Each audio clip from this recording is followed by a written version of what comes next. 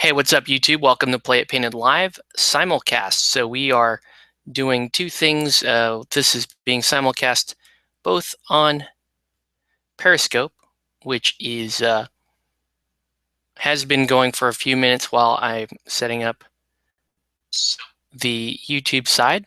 So there we go. We've got comments open, and we're ready. We're actually ready to get going. Once again, thanks everybody for tuning in. So tonight's task, we are going to work on some of these. These are called Little Urban Achievers from Impact Miniatures, and these are done in their, I think they're called Troll Cast. They're spin cast resin. So you can see, I'm just going to use the actual names. I don't care if we get in trouble because I didn't make these miniatures. Okay, so for those of big fans of The Big Lebowski, obviously this is Walter, the John Goodman character, if you remember him. Shomer Shabbos. You got the dude in the bathrobe. We'll put him together. Now I need at least to paint four pieces. I don't have to paint 4 pieces tonight, but I'm going to show you guys the whole set. And if you want, comment in and see what you actually want me to paint tonight. This is the Sam Elliott character. So I can't actually get him to focus on the phone. Wait, let the phone focus. There we go. There we go. That's the Sam Elliott. Try to keep them in both frames. So you can see right here, right around this spot is the sweet spot for both cameras. Then you got my favorite, this dude right here, Donnie. That's the Steve Buscemi character from The Big Lebowski. I don't know if he's my favorite. He's one of my favorites because you know who my other favorite is from The Big Lebowski? John Turturro. That's right. The Jesus, right? Don't fuck with the Jesus. Awesome miniature. Love the character. Oh, man. Can't wait to paint this guy. The sculpt could be a little bit better. The hand is a little crappy right there. But, you're trying to sculpt a little hand like that in resin. I can see why there would be a problem. Then I also have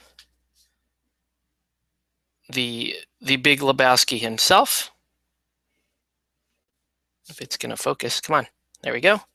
See, that's the trick now. Just kind of let it do its thing and come back in. So here's the Big Lebowski in the wheelchair.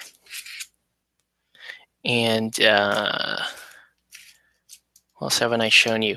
Oh, the anarchist or nihilist, right? They're nihilists. I forget. But yeah, basically Flea and his gang. And this one's holding a marmot.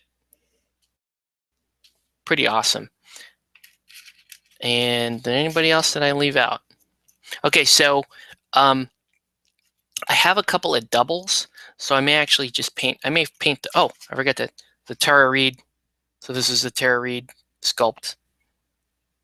And yeah, she comes with the whole the whole pool chair thing that she sits on. So the one model I did not get from this set, and I think they screwed up, was I was supposed to get the pornographer dude and didn't get him. So what we're going to do tonight is, I think, and you guys let me know what you think we should paint here. Kind of want to paint Walter. Pretty awesome. The dude, also pretty awesome. Do I have 2 of the bathrobe ones, or do I have 2 of the... I think I only have 1 of the... Oh no, I have 4 dudes. I have 2 of the bathrobe and 2 of the, we'll call him civilian dude. Yeah, I may need to flip around for some reference art. So, okay, who do I want to paint tonight? Probably Walter. And should we do you want to do one of the multi parts? We can do one of the I guess I should probably paint these together. I think we'll skip her. So let's paint Walter, and let's paint the dude tonight. Again, if you guys have any feedback, let me know if you'd rather me paint something else from that set. I am only interested in painting miniatures from this set tonight, though, and I guess I'll put them on these round lip bases. I've got to find bases for these. I could show off one of the other products that I just started working with. This is for Viv. If you're watching, Viv, you may want to check these out. These are, yeah, this would probably be pretty cool to do something like these gangplank inserts. Those are pretty cool. I can always dig in the bag of goodies here. Maybe I could do something generic. The one thing that's steering me away from using the gangplank stuff is the vendor for that is on the East Coast, and it's kind of hard to get to replace that stuff. So the other thought is maybe I could do, like, I could probably do generic,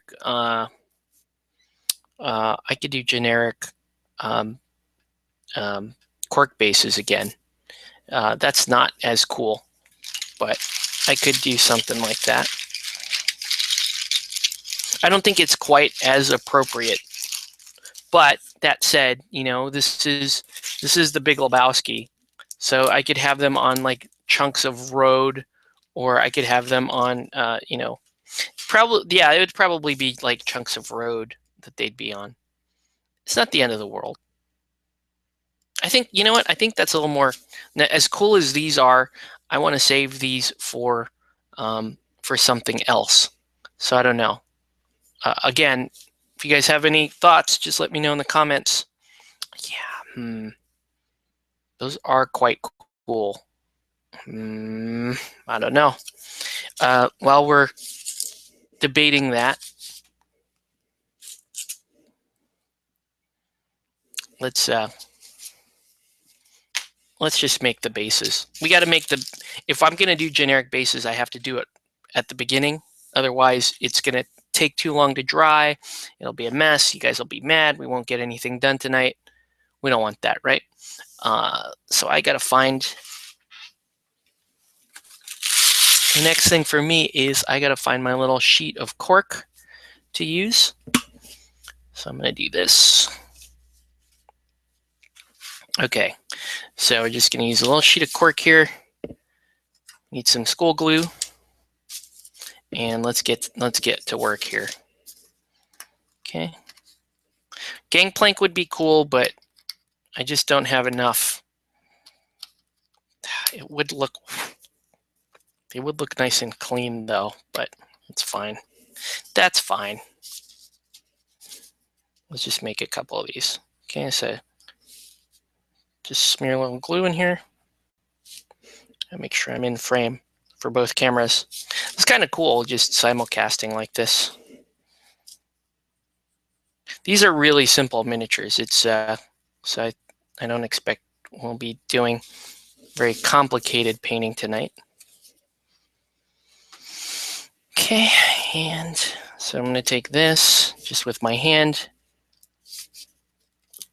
break off a couple of chunks. You can notice they don't even have to be for these miniatures because they're like 2D minis. I don't even need to tear off very big pieces. We're just going to do that. I think I'm your main viewer. Yeah, you probably are. All right, you probably are at this point. I'm wondering if are you watching on YouTube too, or just Periscope? So do that. So we'll fasten these down. I'm not going to do any pinning. That might come back to bite me, but I'm not all that concerned about it. Well, actually, I guess I should do a little bit of pinning. I should at least pin the feet. Okay, then I'm going to take this mix here. So these are just going to look like pieces of busted up. Wow, and that one actually going to have both. YouTube is silent, though there's a delay on YouTube. I see your comment show up there in the chat section of YouTube. I'm just glad that the simulcast is working. We've got these two things going on. Okay, so those are the bases. We're going to let those chill out. And we're going to assemble the model. So these come with like 25 mil bases, and they've got a bunch of accessories here to go through. Here's that lawn chair thing that I was talking about. What kinds of options do we have here for things? So for the little Viking girl, you have, you can give her a pitchfork, like in the dream sequence. I believe you can give her a bowling ball. Let's see. So the dude he could be holding a carton of milk or looks like or a white Russian. I think the carton of milk is funnier. Oh, look, you can even have a pom-pom for the girl. That's kind of cool. And then you have these accessories for the base, the briefcase, the bowling ball. All right.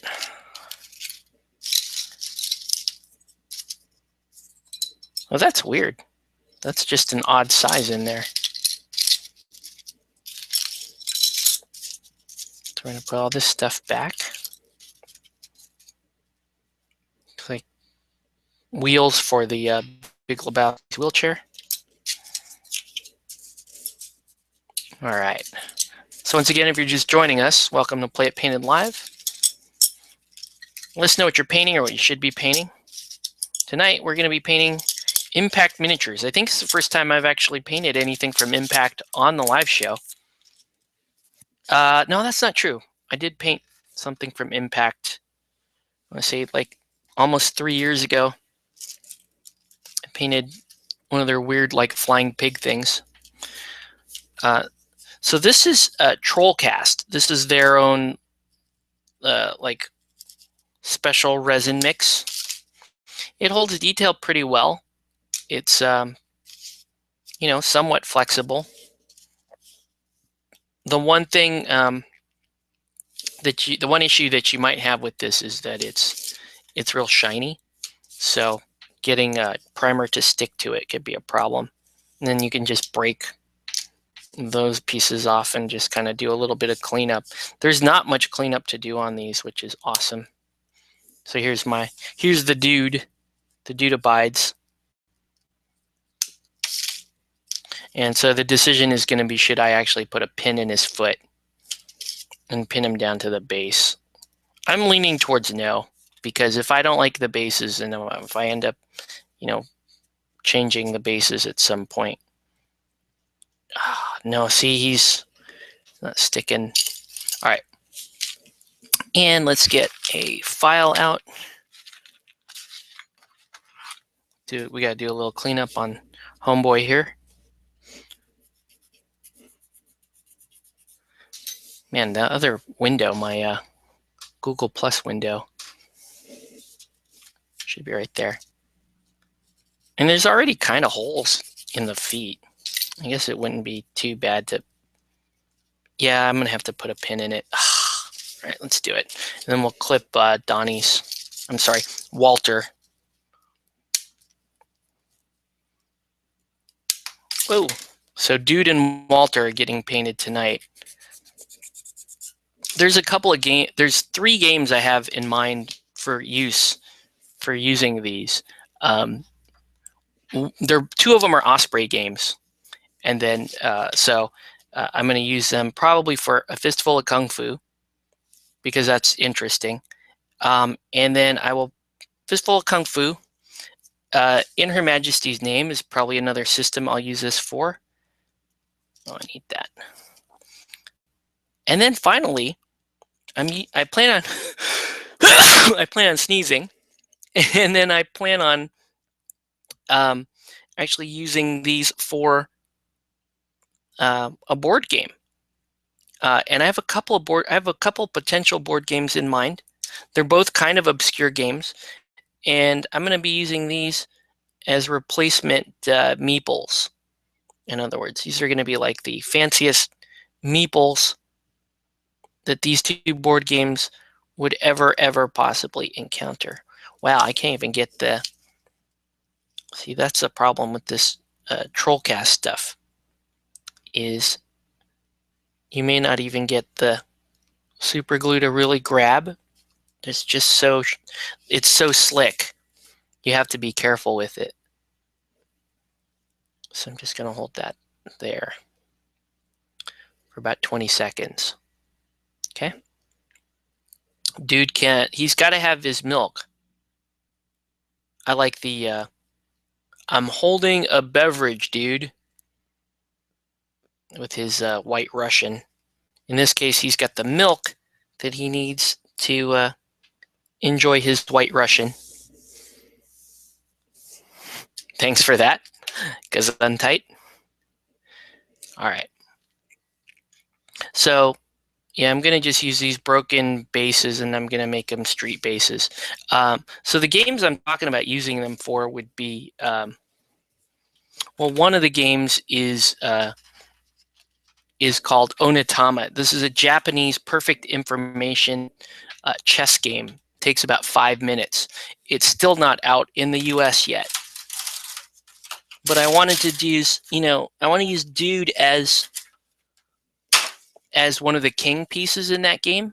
And I want to use him, and the Big Lebowski would be the other large chess piece in the game.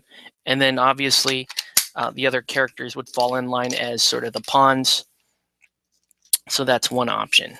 Let's, man, I was like, oh, no pinning tonight. Nope, we are definitely pinning. It's already 10 o'clock.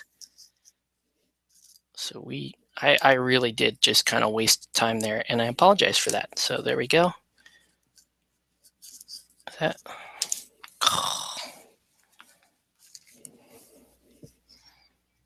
But I guess I don't really have a choice. If they're going to go on these cork bases, they're not really going to stick unless I pin. They're going to repel off the top of it, and we can't. That's not acceptable. All right. So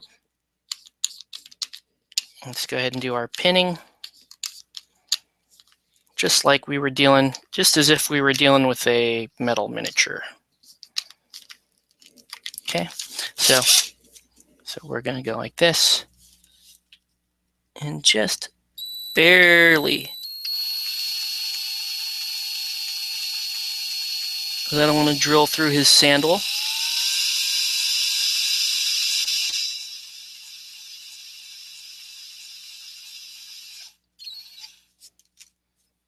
A little bit more.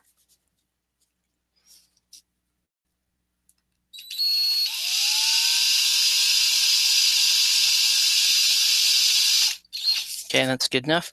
And then let's get Walter here.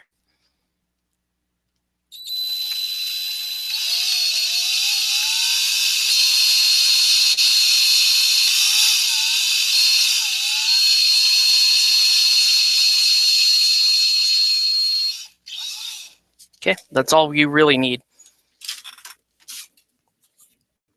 Because we're just going to make tiny, tiny little pins here. Okay, so let's clip those.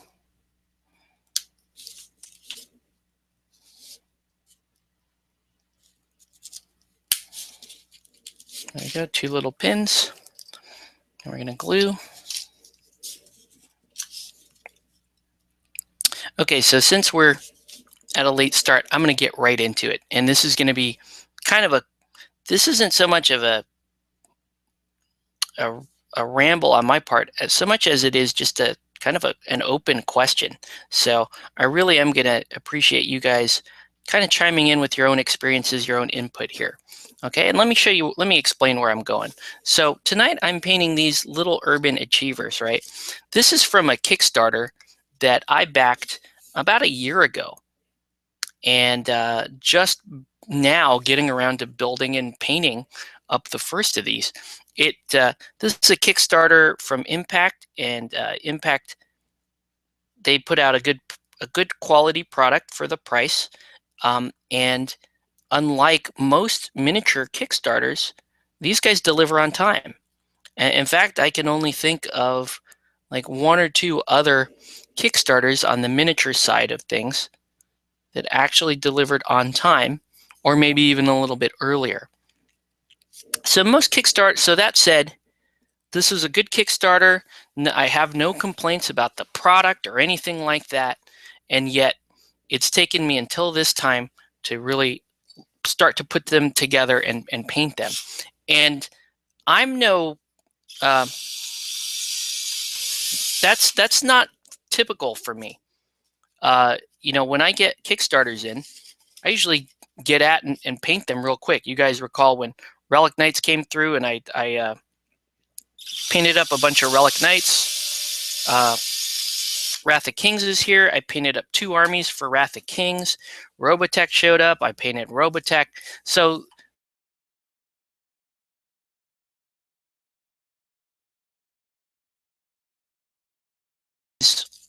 is that I did sit on it, and that and that's actually the norm. And so here's the question for tonight. As we look at all these miniature games, and I'm not talking about miniature board games, I'm going to make that distinction. I'll explain that in a minute. We're talking about miniature games that were birthed from Kickstarter, that were birthed on or by Kickstarter. How do you guys feel those games are doing? Did those games really make an impact on the gaming community? Did they hit the penetration that we thought they would? Do you feel that they're successful in terms of really putting out a new miniature system? Have they changed the landscape of the marketplace? Not with regards to the purchase of, but the community of players. Okay, so the thought for tonight is, okay, so Kickstarter miniature games are super popular. We all get excited. I get dragged into the hype as just like anybody else does. And we do all this work. We get all worked up and we get all excited about stuff. Seldom do these things deliver on time. And when they don't deliver on time, or when they do, they still sit around. Good evening from Virginia. What's up, David? You know what I'm saying? They still, no matter what, there's still a bunch of us who backed Kickstarters. And I hear this all the time when I post, when I post examples of the miniatures I painted that are from miniature games Kickstarters. I always hear, almost inevitably, one of the responses is, "Oh, my stuff is still sitting in the box. I'm so sad. I don't have time to open it. I've been playing game XYZ instead. I got interested in that, waiting for the Kickstarter. And so now I have a box full of miniatures or stuff that I'm not going to crack open, and I have no plans to crack open for some time." Okay, so the thought is, are these miniature game Kickstarters really doing us any good? Are these really just, and I'm just being honest here, or are these just money traps? Are we just throwing our money at a bunch of games that we get excited about when they have the Kickstarter campaign, and we get so into, and I'm going to play this faction, and I'm going to build it this way, and I'm totally going to do this, and I'm going to get 20 people in my area into it, and we're going to start SoCal Arena Rex or whatever. And then the stuff shows up. It finally shows up at your house. And you're just sitting there looking at these boxes, and you get excited again. You're like, "Oh, I see my boxes, and I'm excited, and it's cool," or whatever. But the reality is, it's just going to sit in that box for most of us. For most of us, not all of us. And I'm in the case where I've done a little bit of both. I've broke stuff out immediately, painted it immediately. And then what we're talking about tonight, this is a Kickstarter that was fulfilled on time a year ago, and here I am just barely putting it together. Now, it is a slightly different situation because there is no specific game built around The Big Lebowski, even though I feel there should be. But the point stands. Are we really is backing miniature games on Kickstarters a worthwhile endeavor? Is it? Because let's look at the top miniature games, and the top 3 to 5. Top 3 to 5 are the same that they were last year, with just maybe a change or two in the bottom spots. And we're talking Warhammer 40K, Fantasy / Age of Sigmar, Privateer Press, so Hordes and War Machine, and X-Wing. And so you take those top games and you go, okay, well, how many of those games? And just let's go further down the list. I don't care. Let's keep going. Let's go down to Corvus Belli Infinity. Let's go down to Weird Miniatures Malifaux, right?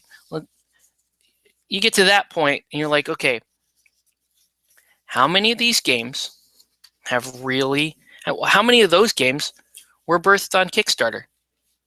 And if you want, you can throw X-Wing out, because X-Wing is a miniatures game. It is a full system. You do continue to collect models. It's not the same thing as a board game. So, I'm going to throw board games out because they are one-off group experiences. For example, if you backed Zombicide, right? Zombicide, one of the most successful franchises in all of miniature kickstarting history. But it's a board game. It's a one-off, meaning if somebody in your group owns Zombicide, then guess what? Everybody can play Zombicide. Board games are a different thing. They're very it's a more silinated experience, right? If I backed Zombicide or Super Dungeon Explorer or Arcadia Quest or, I don't know, Rum and Bones or Journey, everybody around me can play those games. I don't need anybody else to go out and pick up Super Dungeon Explorer. I don't need anybody else. So that's why I'm leaving board games out of this discussion. In fact, I'll just throw it in as a corollary question. Is kickstarting miniature stuff, tabletop stuff, really in the realm of board games, but not so much for miniature games, right? And so when I'm saying miniature games, I'm talking about games that have different factions that are designed around the players buying a starter box and building around that starter box. That's what I mean when I differentiate between miniature game. We can call them miniature war games if you want. Miniature war games versus miniature board games. Okay, let's talk about miniature war games that were birthed entirely off Kickstarter. So I'm not talking about the first edition existed and then we made a new edition on Kickstarter. That to me doesn't count, because you already had a franchise going. You already had a player base going. Wow, I busted my glove. I'm going to have to change that glove. You already had a franchise going. So you can't say that was birthed on Kickstarter. So let's look at those. Let's look at those systems that were birthed on Kickstarter. One of the oldest and arguably one of the more successful ones, Relic Knights. I play Relic Knights. I would say that we have a small, very small, and somewhat fickle community behind Relic Knights. And the guys, if you're on the large Relic Knights group, it's like, oh, selling this. Couldn't get people into the game despite owning $700 in the Kickstarter, right? Relic Knights being one of the more famous ones. Then you have Wrath of Kings. Then you have Robotech. And so I'm asking, are those really successful franchises? Or maybe is a better question, is it too early to tell? Because nothing's hit nothing's really hit a book 2 or a version 1.5 or anything like that yet, right? Am I being fair here? I mean, let's look at Warmahordes spent years in anonymity before really being anything. So am I being fair with the whole, hey, Relic Knights doesn't have what I consider to be a stable presence yet in the gaming community, nor does Wrath of Kings, nor does really any of these. Robotech. Here's an interesting thing. Look at Batman the Miniatures game. There's a following for Batman. That thing didn't get kickstarted. Infinity went through a couple of editions and then they finally kickstarted stuff, but they have a player base. They have a stable following. So my question stands. What do you think? Is Kickstarter like bad for miniature gaming communities? Are we better off sticking to the games that can prove on the shelf at the store that they have a following? And then also, how much of a component is that, right? Because you got Relic Knights in the store, on the shelf, next to Robotech, next to Wrath of Kings. These are all available on the shelf at my LGS, but no one's picking them up. Relic Knights, we have a few people picking things up there, but at this point, everybody owns what they want to own for Relic Knights, so it's a waiting game, waiting for all the like Wave 2 stuff to come out. So I don't know. What do you guys think? Let me know while I'm doing the base coding prime jobs on these two guys. Let me know. What do you think? That's my question for tonight. Do you think it's worth knowing, like, with my line of thinking in mind, is it worth backing more miniature game systems on Kickstarter? Or are you better off just waiting? Like, oh, I'll just wait, see if people pick it up locally. And if not, they don't pick it up, then, I saved my money. And if they do, I'll wait for it to, I can be patient. I can wait for it to be in the store. I can play, game XYZ until it gets here. And then we'll just, we'll put it to the test. We'll see who really does get behind the game, whether or not it gains a following. So let's see. Tori says, I haven't backed a Kickstarter miniature game yet, but I backed a game, though. Did you back a board game or anything? Or are you talking about you didn't, or have you not done a Kickstarter? Let's see.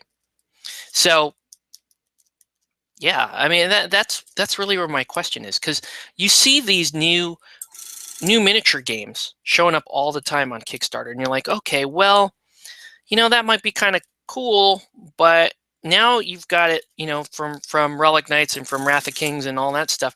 Now we got it in our head, like, okay, we can back all the Kickstarters we want, but it's a gamble. It's a much bigger gamble than just waiting for your stuff to get here on time. Because even if your stuff gets here, even if you get everything exactly how you ordered it, and and everything meets or exceeds your expectations, there's no guarantee that the people around you are going to back and or play. The other thing is, and we know this from Relic Knights, is there's a lag. There's a period of lag between the time that, if you're a Kickstarter, like for Relic Knights, we back the Kickstarter. Our stuff shows up. We're building. We're painting. We're starting to play. Well, those first games, for them, unless you're crazy and you paint 2 factions at once, like I did, you're not going to have anybody to play but other Kickstarter backers. And waiting for a miniature gamer to get around to building and painting a force is not a good use of time most of the time. So you really have to take it upon yourself to put 2 things together and then paint them, and then you worry about and then even after then, let's say you're at the store, you got your 2 things together, and somebody walks by and they're like, hey man, that game looks awesome, I want to try it. And you're like, okay, cool, we'll try it. And then he says, well, where can I buy it? Then you're like, you're gonna have to wait a couple of months while the company puts it on the retail shelves. So again, these are all the complications that you could potentially run into just from trying to play a miniature game system born of a Kickstarter. Let's see. Maybe Kickstarter would better serve game companies and manufacturers than a basement operation. Huge point, David. Huge, solid point you make there. For miniature game systems, the mom and pop guys, the basement operation, this is a huge gamble for them. They don't have the outreach. They don't have the following and the reputation that these larger companies do.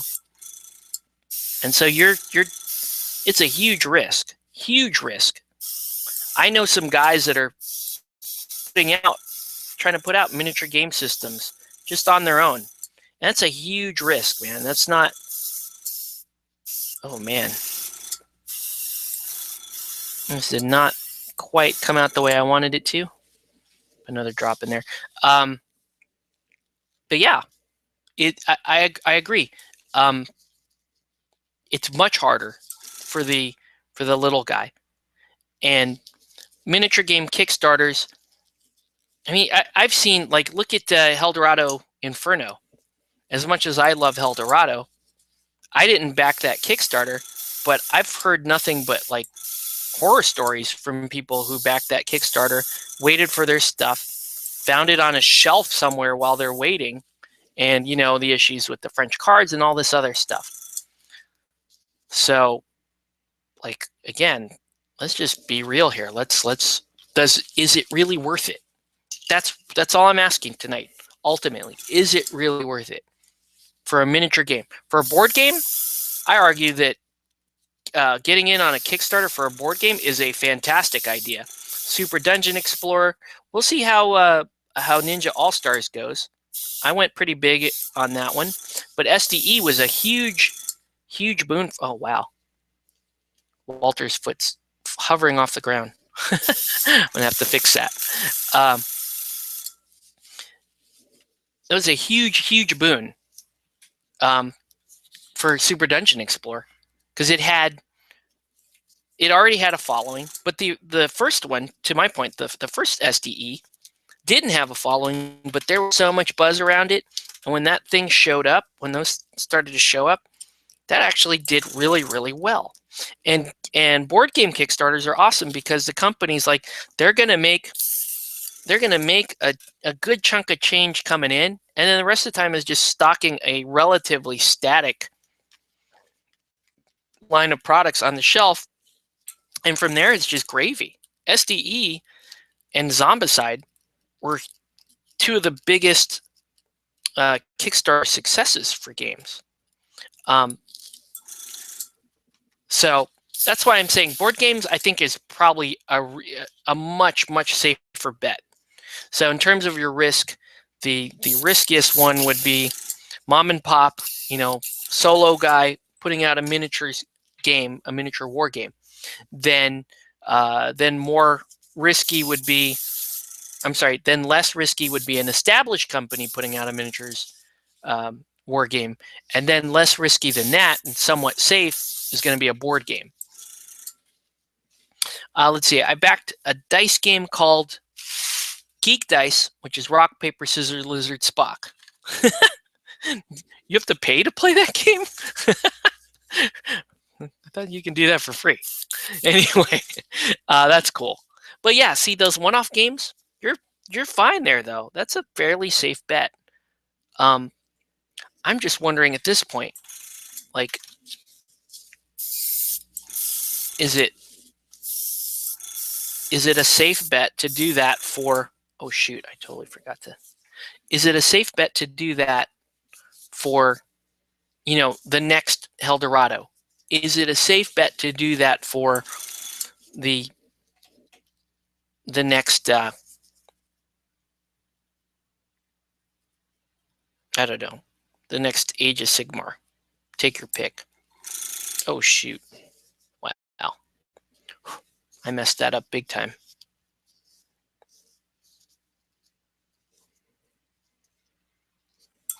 Yeah, Walter's got some issues. His foot was sticking straight up in the air, so I had to glue that down. Look at that. The primer's not sticking. Look at that. Oof. That is a problem.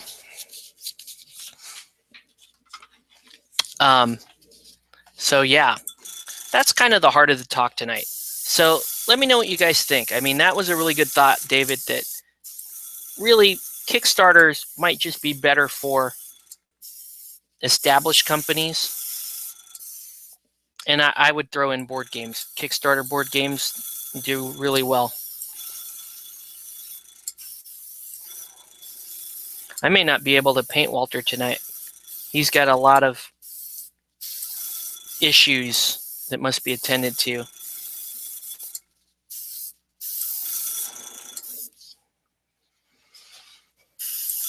I guess this looks like it's going to stick. It's going to look a little weird, but it'll stick.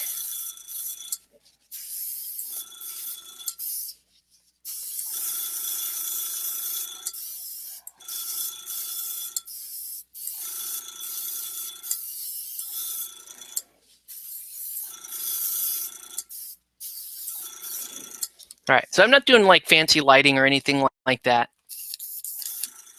on these, but I'm just going to do a little spritz of primer and then call it a day on these, and then we'll get to the actual painting. Should Kickstarter tighten the requirements to ensure products meet their deadlines? It'd be your side, I'll say sure. Like, I don't see a downside to that, but I don't know. I think that hurts the little guys again. And I think it begs the, one of the core questions is, who is Kickstarter actually, with regards at least the miniature side, who's it really serving? Because Cool Mini doesn't, they got enough money to fund their projects. They don't need Kickstarters to fund their projects. Mantic doesn't need to do all the Kickstarters that it does. Ninja Division doesn't, even they don't need to do the Kickstarters on all their stuff. It probably helps because Ninja Division's a little bit smaller than everybody else that we're talking about. But I don't know. It's a good question. From a consumer theoretical side, I like it. But I do think it hurts the little guys too much. And for the record, I like backing the little guys. I just don't know if I like backing them for miniature game systems. If I'm going to back a little guy who's putting out a miniatures game, I better have a backup plan in place to work. Like, okay, what am I going to use these miniatures for if the game itself just doesn't take off locally? Can I use them for another game system? Do they match my Warhammer army? Can I use them in hordes? That's why I think that's a much healthier attitude to have when you're backing one of these little guys on Kickstarter. Troy Perez, I've been surprised to see companies do Kickstarter finished products. It's basically a big pre-sale with exclusive stuff. I backed the Epic the card game a few weeks ago, and we'll have it by September. Oh, you're talking about the... Oh, never mind. I don't know what you're talking about, Troy. Yeah, but yeah, the bigger companies, let's face it, Cool Mini and those companies essentially are using it as a pre-sale because we know they can fund their projects. We know that they don't need the Kickstarter to do it, but Kickstarter, from their perspective, is a nice little guarantee that they're going to be profitable on this product line. Okay, if we're talking about, and here's the part that I have to wonder aloud about, right, is look at Relic Knights, look at Wrath of Kings, whatever. Those Kickstarters did fairly well. They made decent money on them. How much is it in their interest to really continue to support products like that have already done well, when they know they can probably make good money just coming up with a new board game or a new card game or something, and keeping their operational costs down, because they're not dealing with minis, they're not dealing with complex, expensive parts anymore. What if they just, and you saw Cool Mini and Ninja Division do that during parts this year. It's like, oh, let's just put out this little card game, or Cool Mini put out kind of a larger scale card game, and they kickstarted it also. Like Soda Pop did try to kickstart Tentacle Bento. They got kicked off Kickstarter because it offended somebody, which was kind of bull. And then they just they funded it. They did crowdfunding offsite, and that did work. So let's see.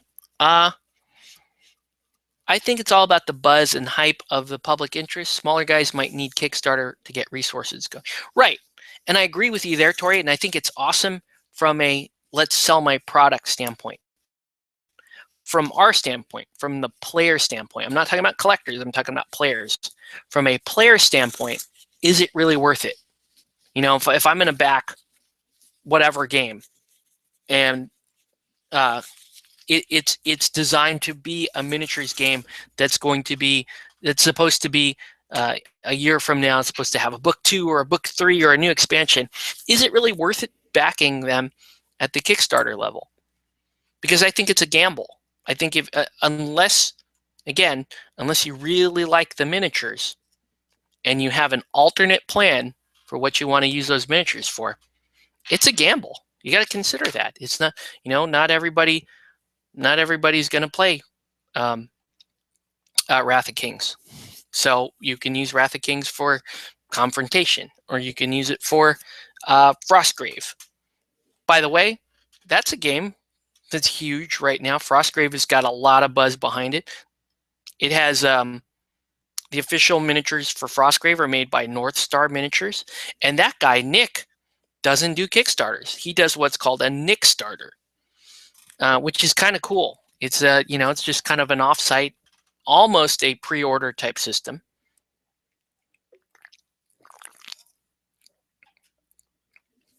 And I think it's fantastic. I need a cookie break, guys. Sorry, just gonna because we gotta let this stuff stick anyways. I'm having some issues with the primer sticking on these two guys.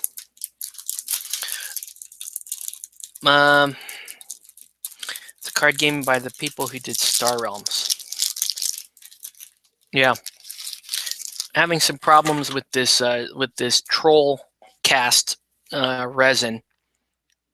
I'm using the urethane primer. Now that I'm thinking about it, if I really want to ensure that I'm going to have a primer that sticks on it, I'm going to probably have got a spray can and use a solvent-based primer.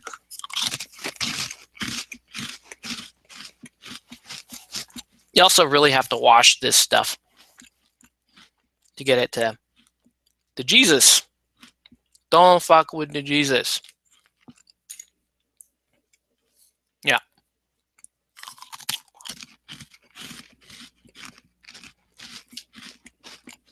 Yeah, these guys are going to paint up super quick.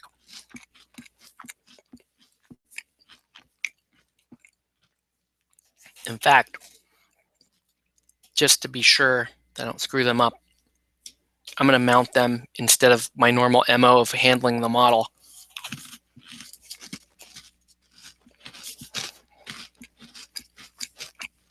We're just going to mount them.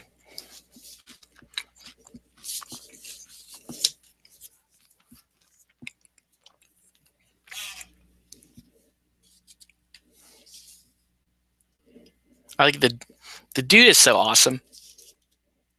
Look at that. Whoops.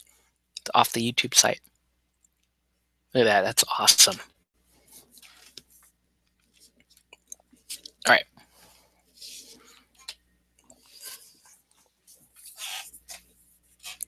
Let's make a little black glaze to do on, because both guys are wearing sunglasses.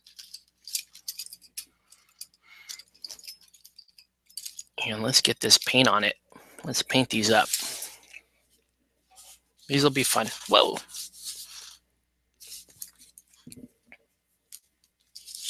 So I'm going to mix a glaze here.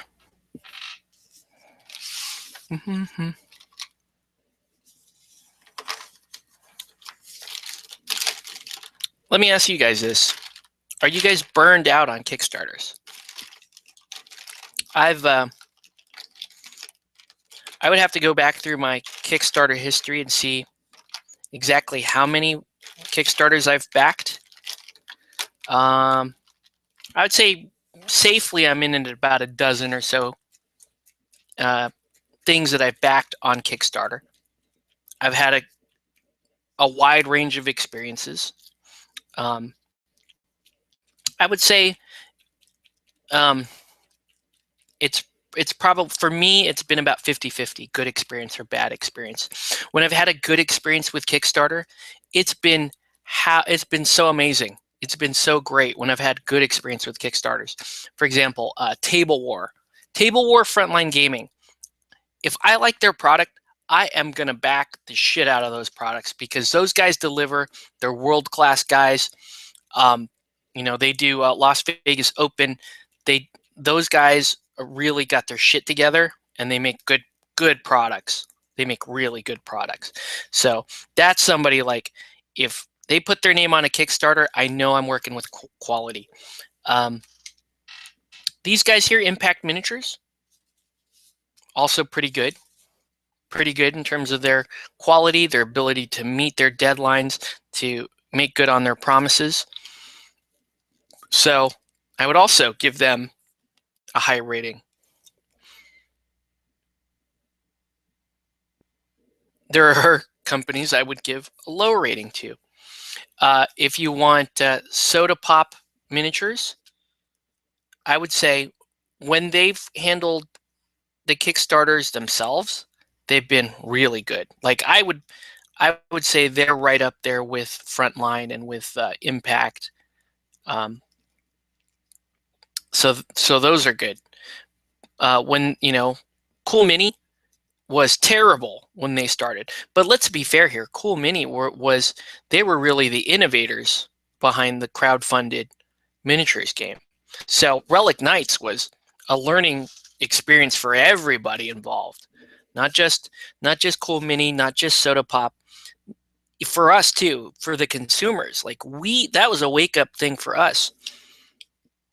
Kingdom Death, wake up call. Now, people love Kingdom Death so much that it's well deserved, that it's like we're just going to give Adam a pass on whatever he decides to do, because everybody knows, you can see the guy's passion, and so there's no one's going to question if he delays his product because he wants a better product in the consumer's hand. People are going to respect that. When some of these other companies say that, they're full of shit. So just bear that in mind.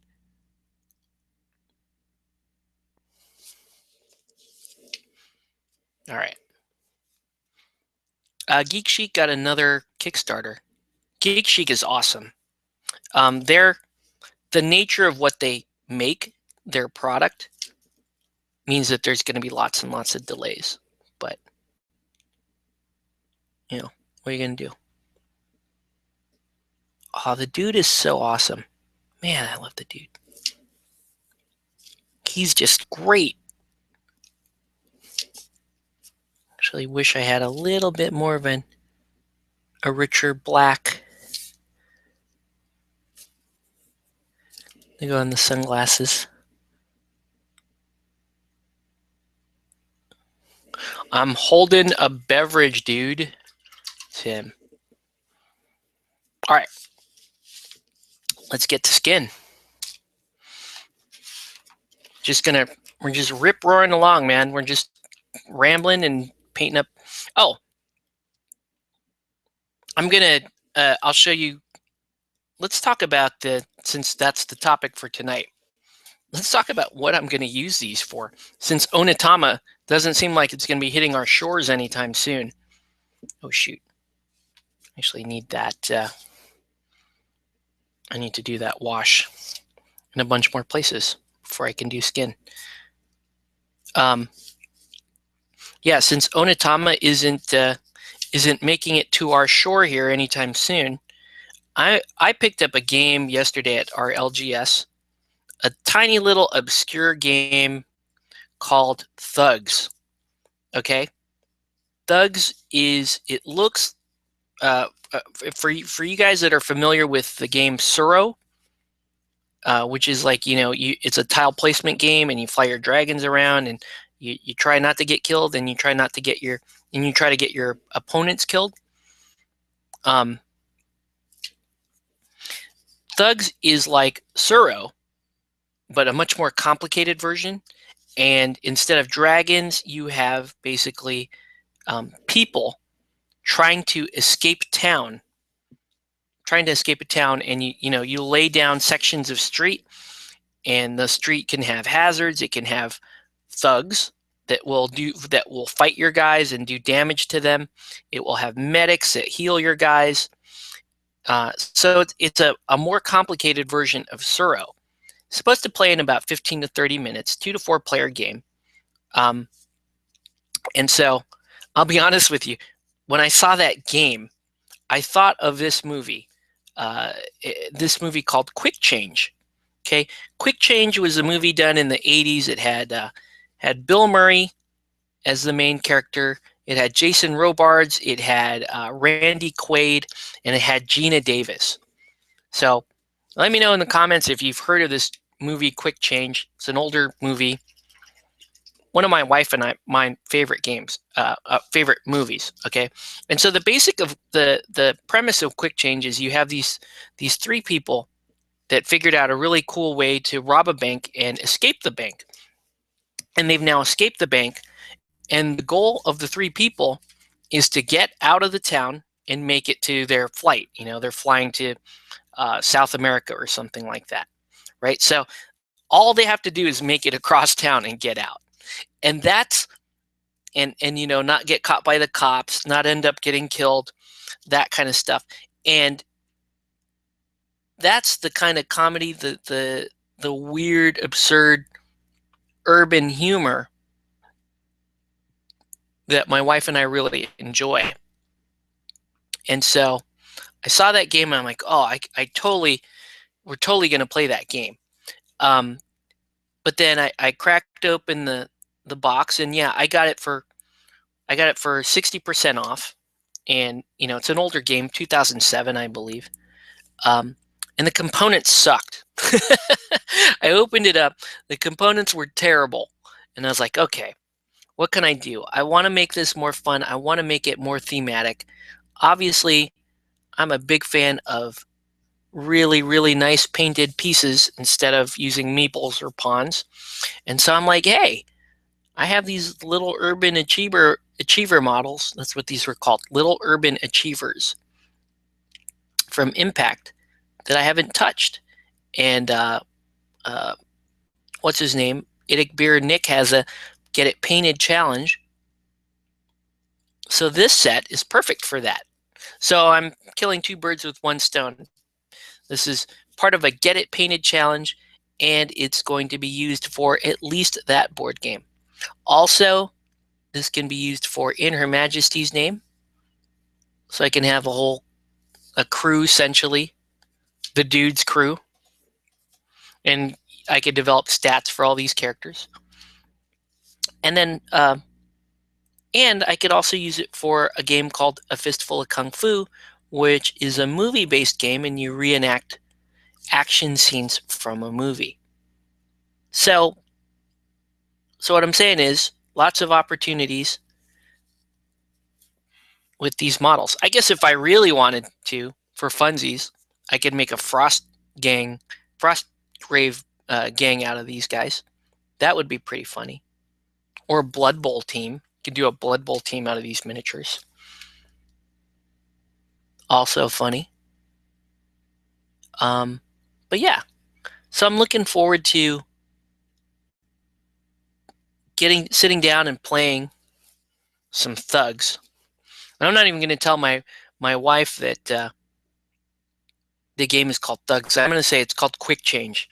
It's called Quick Change, the board game, and she'll be all over it.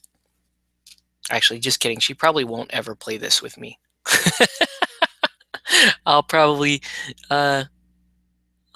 just play it with some friends. This might be a filler game for us, Tori, in between Relic Knights or Eldorado or whatever else we feel like playing. We can play Thugs, aka Quick Change. So, okay. Walter's hand is going to have some issues drying here because the glaze got on it. So I'm going to have to clean up the glaze a little bit. It's going to take quite a while to dry. And I don't have that kind of time. I just want to paint. I'm going to need to pull up some reference art for colors on Walter and the dude. I'll just have to Google some Big Lebowski pictures. So yeah, why don't you guys, if you're just tuning in, let me know, what was your favorite Kickstarter that you backed? What was the worst Kickstarter that you backed? What are some things that you would tell somebody that's considering backing a Kickstarter? What are some things that you know now that you didn't know when you started on backing Kickstarters? So let me back up and answer all those questions first. Best Kickstarter I've been involved with, I'm going to say, for it being a product that I still use almost every day and delivered on time and was really high quality, I'm going to say Fat Mats by Frontline Table War. Best Kickstarter experience I've had. Well, on the product side, I will have to say that the best miniature experience I've had, and yes, please take this with a grain of salt, has been Super Dungeon Explorer Forgotten King. That Kickstarter was above and beyond and was amazing. And it was a little bit late, just a hair late, like a month late. And the quality of the amount of use I got for it, the price that I paid for it, all really, really high marks on all this stuff. So those were the best Kickstarters I've been in. I've been on my fair share of bad Kickstarters. I've complained about it on this show before, but yeah, Games and Gears has been the worst Kickstarter experience I've had. And I will not be backing anything that they ever put out again. It's just, I hear that people have had good experiences with some of their products, particularly their brushes. That's good for them. This experience with the battle boards has not been a good experience. I shouldn't be out there buying secret weapon tablescapes when well over a year ago, I backed battle boards from Games and Gears. Just saying.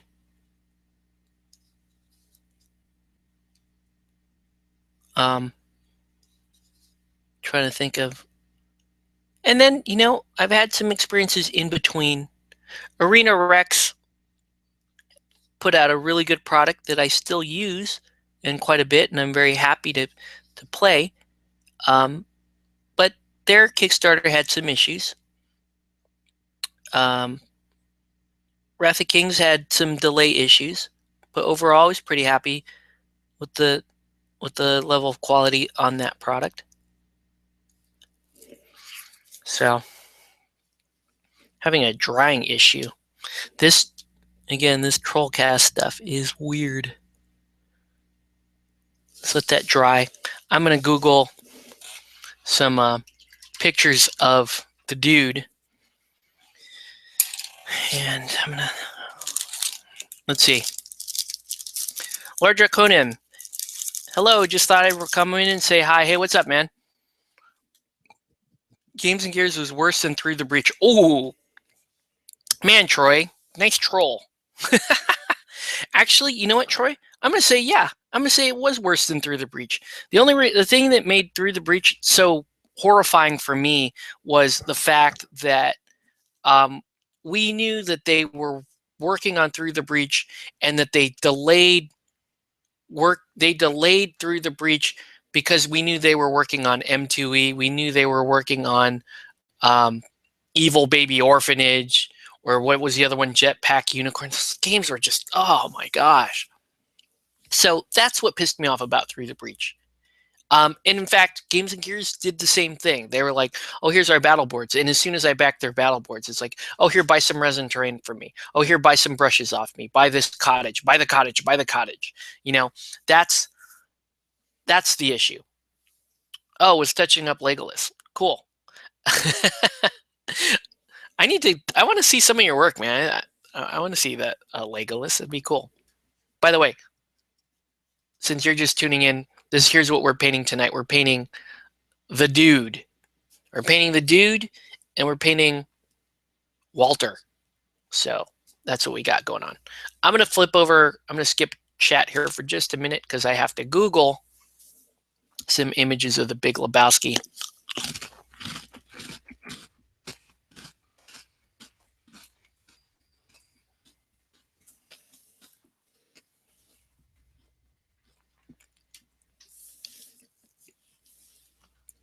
I just need to see what colors are what. Okay, so looking at the original movie footage, John Goodman, he's got kind of a khaki. I'm going to need that for hair color.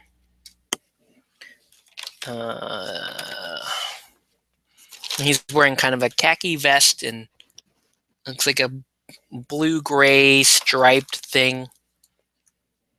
The shirt, which is actually kind of the right color as it is right now, and just probably need to put in a couple of dark blue stripes in it. And then he's kind of wearing like military green shorts and sneakers. Meanwhile, the dude in his bathrobe, he's got kind of a mauve bathrobe. So let's see, what do I have here that would work for a mauve? I guess I can mix pink and brown to make mauve. What color is his shorts and colors his other stuff? Gray shirt, brown sandals. Where's the shorts? Come on, dude.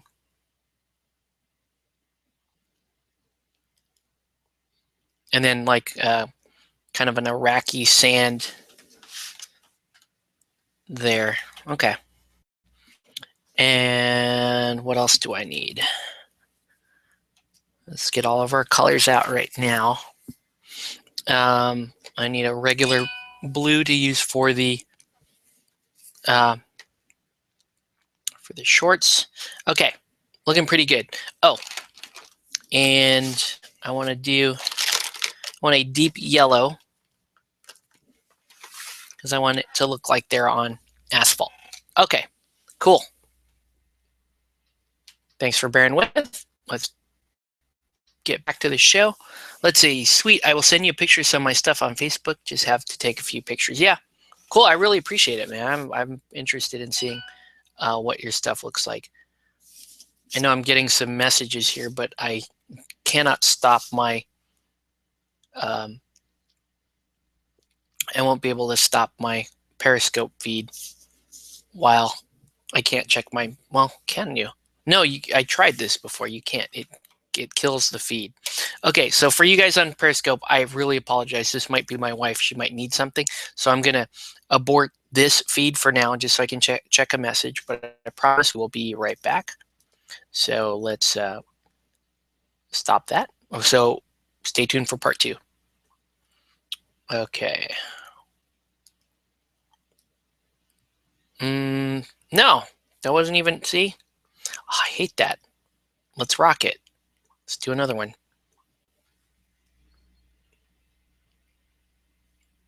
Pip live 2.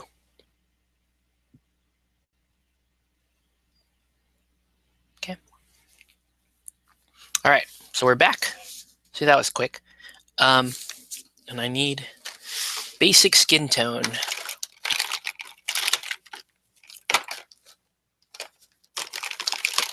So I'm going to keep the skin highlights pretty minimal. There's not a terrible amount of detail on these miniatures. And the fact of the matter is I can't seem to find my basic skin tone. Here's one. All right, so let's mix in a little basic skin tone right there. Cool. All right. So while I got you guys here, did you guys, I know Lord Draconum did the other night, and I know Tori did. You guys check out that Eldorado live stream that we did. The plan is, I want to do more of those. I think they're fun. From a technical, like filming standpoint, I'm pretty terrible. But we've played around with this in the past. I've got at least 2 different webcams that I'm using. My audio needs to be touched up and better. Needs to be upgraded. But yeah, I just want to let you guys know that the plan is to do more stuff like that. And if you guys have any ideas on, what might make them better, or even like what types of games you want to see, let me know, because I think they're fun. I wish I could give you guys more advanced notice on when we'll be doing those streams, but just know this. For the most part, they're going to be Tuesday nights. Okay, it's not going to be every Tuesday night, but it's going to be Tuesday nights. So a good bet is if it's Tuesday night around 7:30, that's most likely when we're going to be doing live streams. I'm gonna use a live monitor, kind of like I am right now, so that I can view the chat window.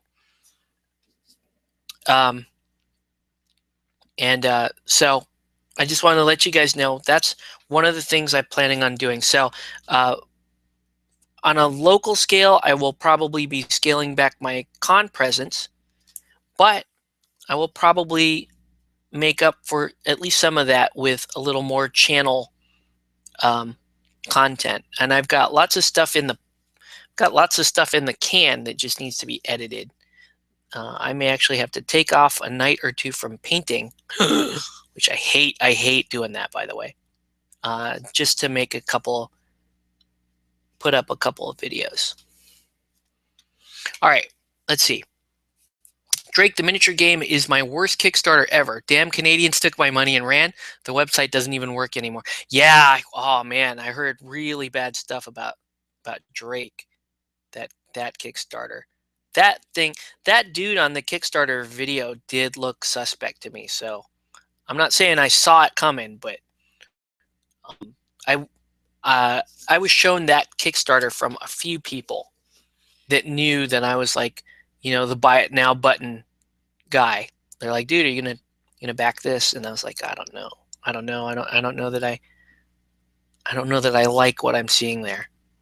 Yeah, sorry about that, Troy. It's a bummer, man. That really is. I hope that they're held accountable for what they did.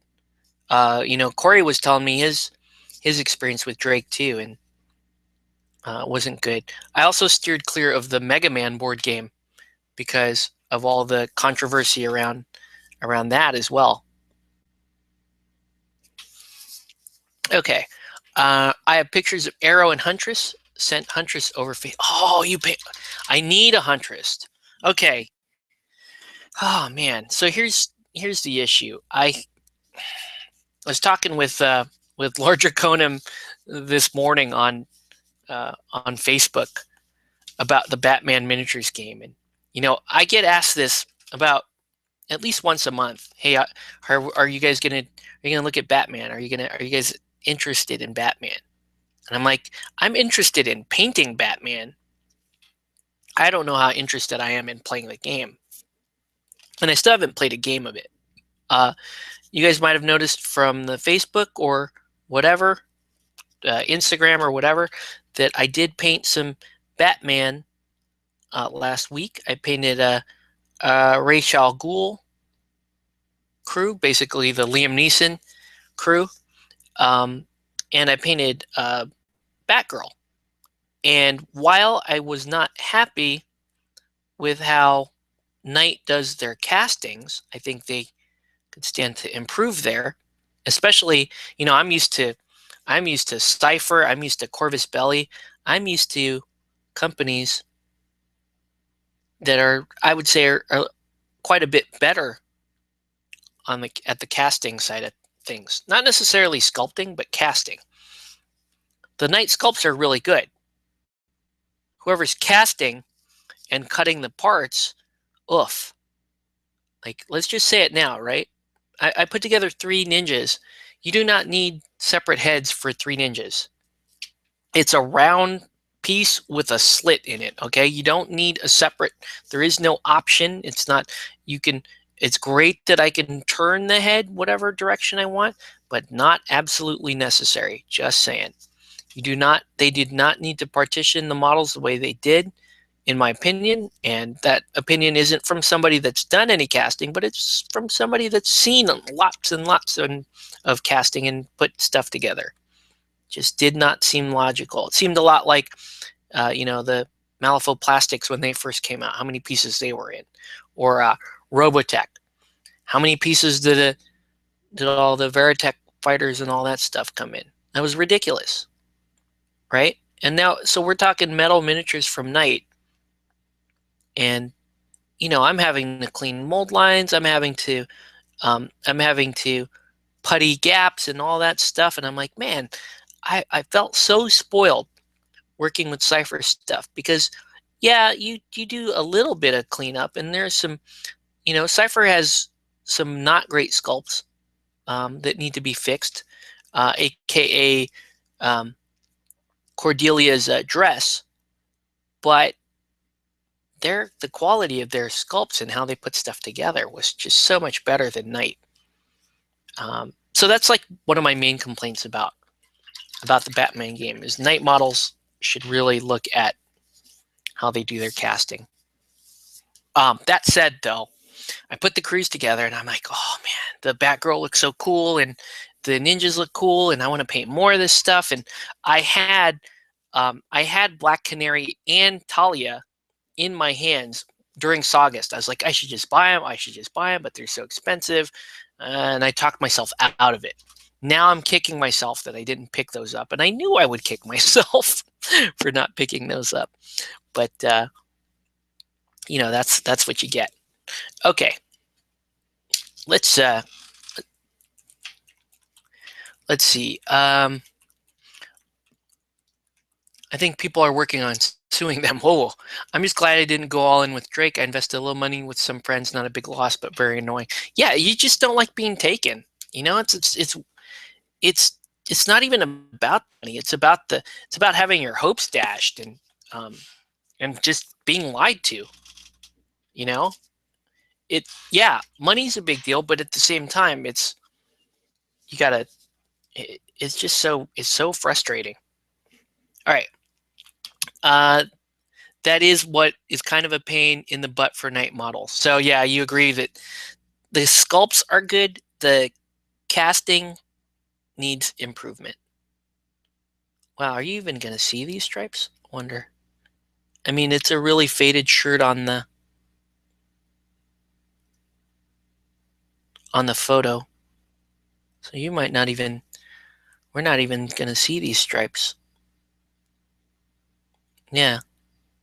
This looks weird. But I'm like following it from the movie still. I'm going to actually need to highlight the undershirt here.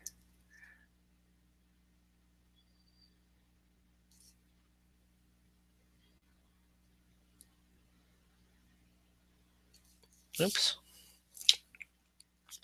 Yeah, you can't even see on camera, huh? I'm like doing all these vertical stripes on the sleeves and on the belly and all that. You guys can't even see it. That's my way of saying I'm really doing a good job, guys, but you just can't see it. What's going on? Why am I doing such a good job? You guys can't even. All right. So there's that. Let's do Azure for the dude's 2 areas on the dude, his t-shirt and the milk carton. Hero Forge was a Kickstarter project. Yeah, but Tori, Hero Forge is a one-off. It's not a miniature game system. It's they and you see it's successful. It's a great design. It's like, hey, make your D&D character or whatever. Shit, you got me like looking at Hero Forge stuff. Damn you, Tori. But yeah, if Hero Forge was like, here's a game system attached to it, and you got to buy all these factions or whatever, I think it's a different story. It's awesome that Hero Forge is doing well. I want to see some of their stuff up front. I know Phil has a couple of Hero Forge models. He'll probably let me have a look at them. Let's see. Yes, I agree. The henchmen are a little better. I think the game, I like the game. If I didn't, I would have 4 gangs, I think. So yeah, you got to tell me more about here. Let me tell you right now what I'm interested in. I think I might have already told you on Facebook, but since we're here painting, let me go ahead and reiterate.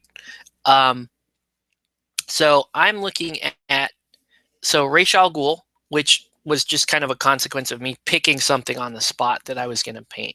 I don't know how actually interested I am in that.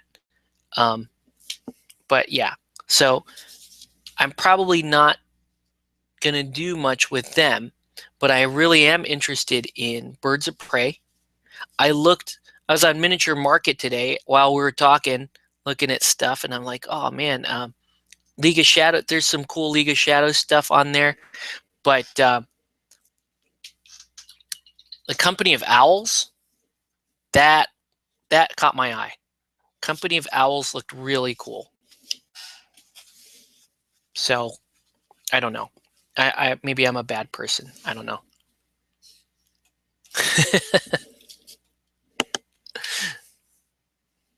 Okay. So now I forgot to do the milk carton. Let's do the milk carton. And without having even played the game or looked at the rules for Batman, I saw the Black Canary sculpt up close and I was like, I should be playing that. That's a cool miniature. I really want to paint it. So I saw that. I saw the Company of Owls on that army builder that you shared with me, and I'm like, I really need to have that too. So as you can see, I have a problem. I'm not going to buy anything. I'm saying this out loud because I might be lying, but I don't care.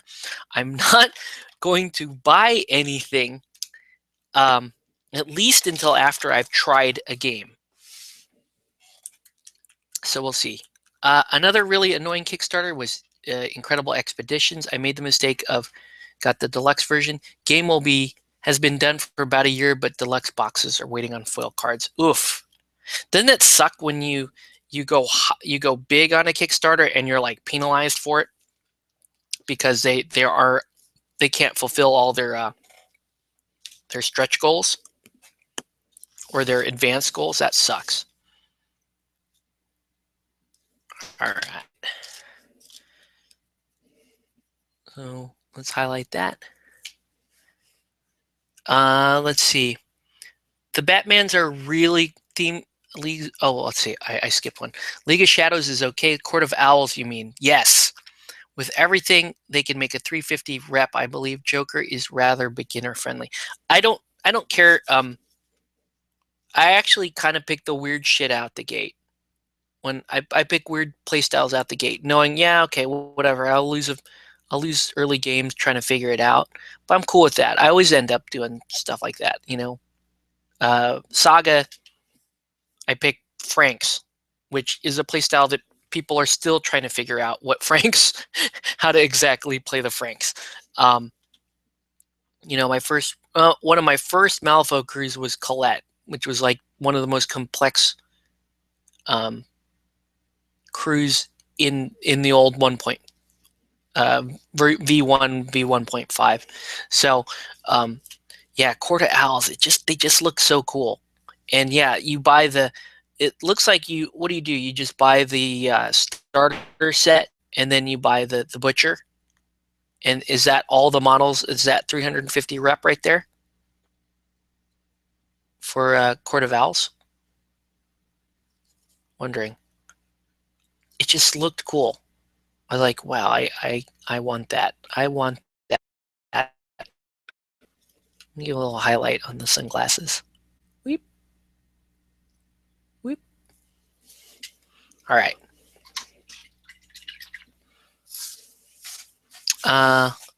Scott Williams, what scared me away from Conan, I got to the point where I didn't think there was any way they were going to be able to deliver everything on time. On time is a concept that I've given up on miniature Kickstarters some time ago. It's just, yeah, I don't know what to say. It's just on time and miniature Kickstarters, not two words that often go hand in hand. Oh. Okay, so this is the khaki that I'm going to use on two areas. You can see I'm kind of sharing colors between the two models, which is fine. Makes it go a little bit faster. So his shorts will be this khaki color. And Walter's vest is also a khaki color.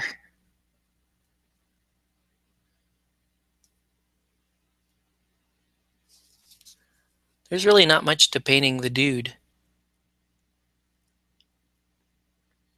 I should actually wash. No, I'm not going to wash the flesh. It's fine. These are really simple miniatures that they're just going to look fun. They're going to be awesome little pieces, I think. Let's see. Pick what you like. It's the best thing. Yep, buy the starter set. I think that's it. So I just buy so I want Court of Owls, which I'm going to give myself a 2-week, a 1 week time limit to check it out and see if I want to buy the Court of Owls or if I'll just be happy playing what I already have. But they're owls. Oh wait, I totally screwed up. Oops. It's this vest that's this color. I'll fix the shorts, no biggie. In fact, let me just paint let me paint the shorts this color too. That way when I fix it, I can at least be sure that it's the same color going over the same color.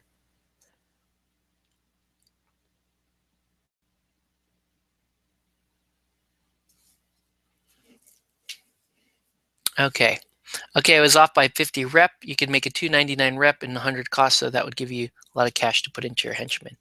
Cool.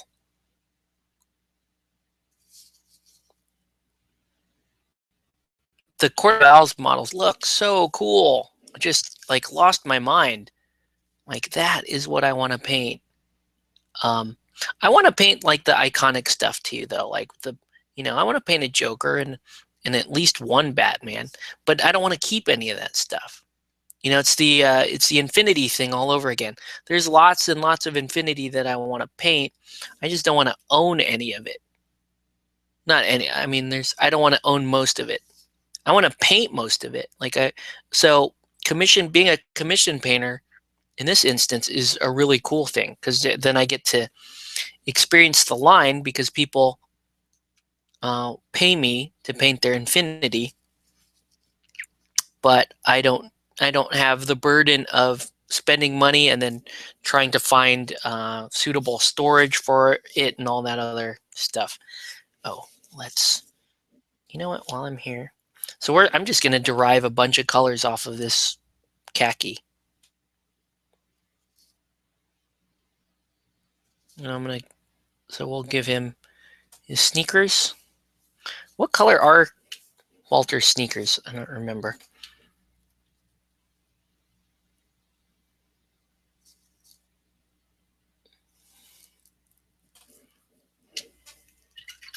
All right. Well, Walter's coming along pretty well. So you can see I'm using the same color, but I'm only using what's called the juice of that khaki because I'm not going to, ooh. There we go. All right. Looking pretty good, Walter. You need some highlights.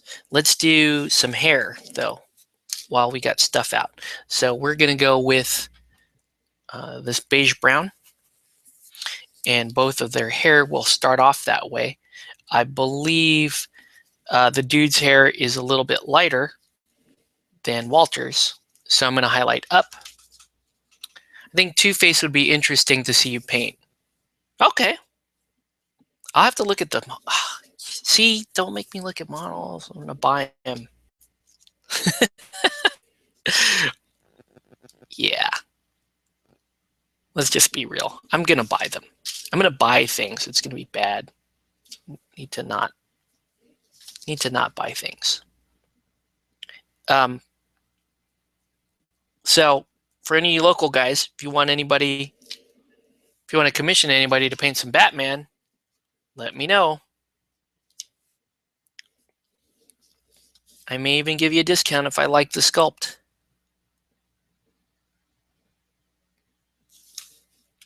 Hint, I like almost all the Batman sculpts. Even though like cop sculpts and some of the basic thug sculpts are boring, they're still pretty good sculpts at the end of the day.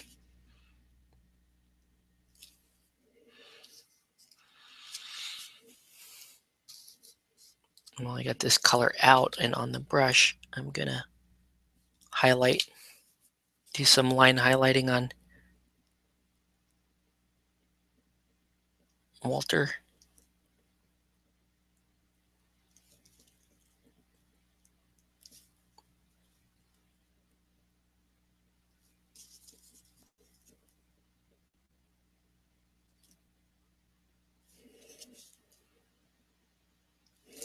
Two-Face probably would be pretty cool. I might commission you to paint my Harley Quinn crew. Ooh, that will be fun. I'll probably end up doing 2 of those because I know Mark, the local guy here, Mark will probably, he wants to buy my Batgirl off me. But now I'm like looking at Batgirl, I'm like, oh, I could do Birds of Prey. That would be so cool. We'll see if he's serious about buying that off me or not.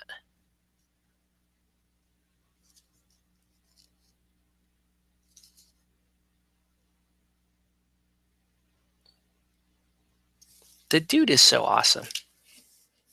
Oh, and I haven't even painted his robe yet. I'm getting ahead of myself.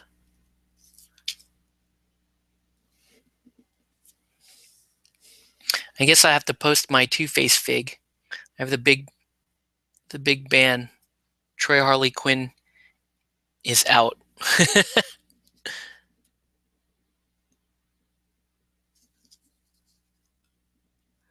There's 2 sculpts for Harley Quinn. The like the classic costume, the comic costume, and then there's the one with the baseball bat. I don't know if that's, what do you call that? Is that the Suicide Squad Harley or what?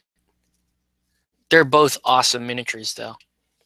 I like the one with the bat a little bit better because I think that it's a little more interesting to paint than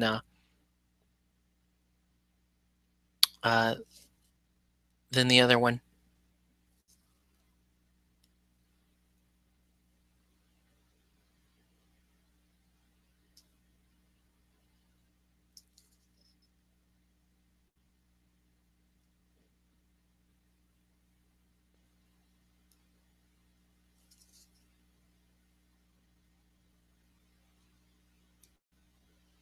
I'm also going to have to make that mauve color for the robe.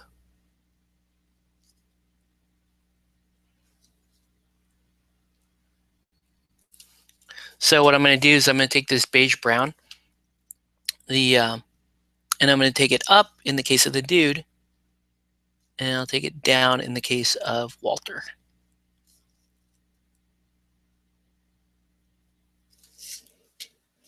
Okay. Let's go with Walter.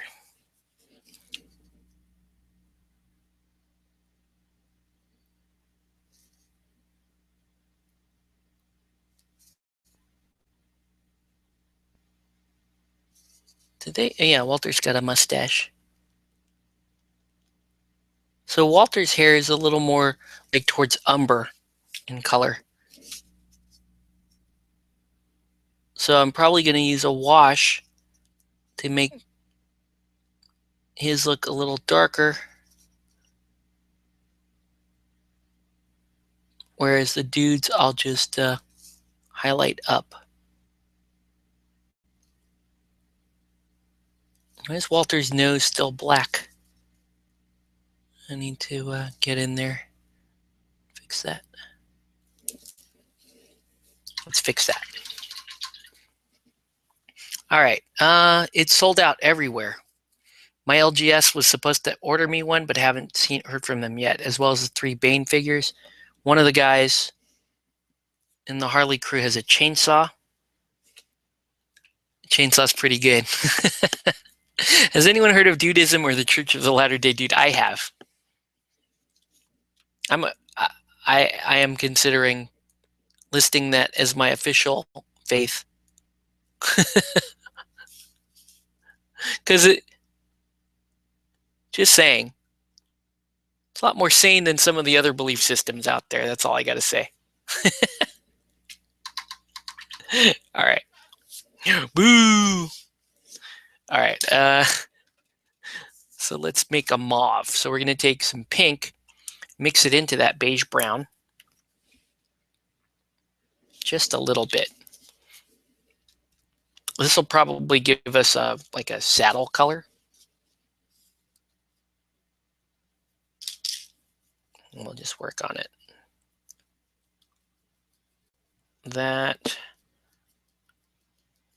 That's pretty good. That's a pretty good color. Needs a little touch of red. Let's do a drop of red in there.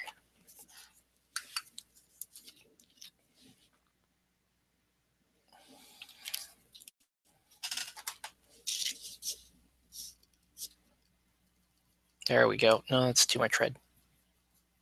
Aha! Got it. Got it. I think this is right. All right. Let's see. You should do a Superman versus Batman painting commission. Oh, that would be cool, wouldn't it? Man. See, here's my issue. I was looking at that stuff, and then I looked at the Marvel stuff too, and I'm like, oh man, I could paint the Marvel stuff too. This would be awesome. And then that's what kind of made me think of tonight's topic. It was like, okay, well, like I backed a lot of miniatures Kickstarters, right? And I painted a lot of miniatures Kickstarters. What's the issue? Why am I still like going nuts over stuff that's on the shelf versus just being like, hey, I got, 250 Wrath of Kings miniatures. I should be super, super happy. What's the difference? I think the difference is you never know whether or not a Kickstarter is going to take a miniature Kickstarter. You never know what kind of penetration it will have. And we still haven't seen a true like second generation of a Kickstarter miniature game come out. We will see that very, very soon, though, with the new Relic Knights stuff coming out. We'll see that. But we haven't seen it yet. So these are all the things that we need to consider.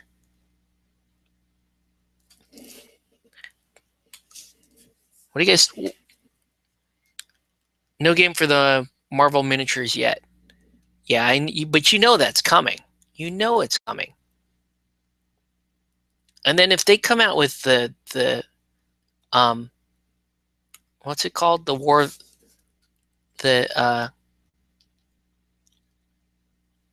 all the like the Lantern Corps wars. What is it called? The War of the Light or whatever. If they come out with Sinestro Corps, man, that's not fair. All right, looking pretty good. Let's let that dry.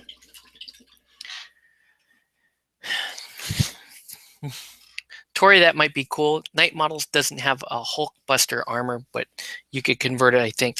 Could you convert it from the oh, I don't. I never mind.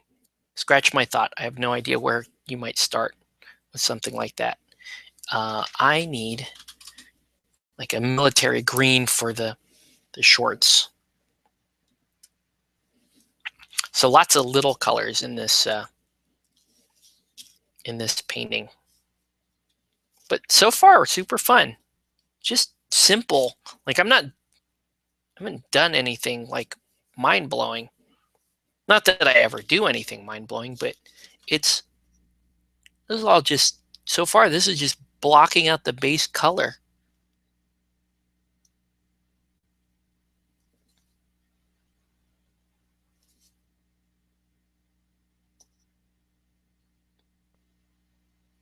Walter's kind of my homeboy. No lie.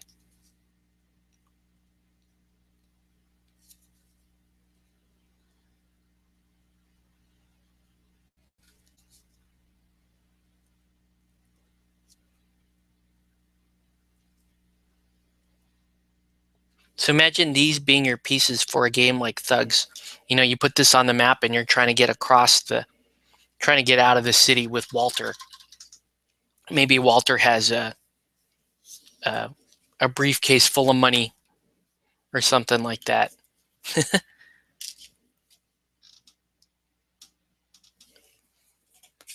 All right. Yes, I know they will be coming out, Marvel. They will be coming out with a superpowered DC game as well. These are in the rumor mill. Doesn't Relic Knights have some good power armor suit? Could make damage. I guess you could take maybe what's that guy's name? Navari Hauer, and do something with that. That might kind of work. You might be better off finding it in maybe one of the Anima Tactics gears.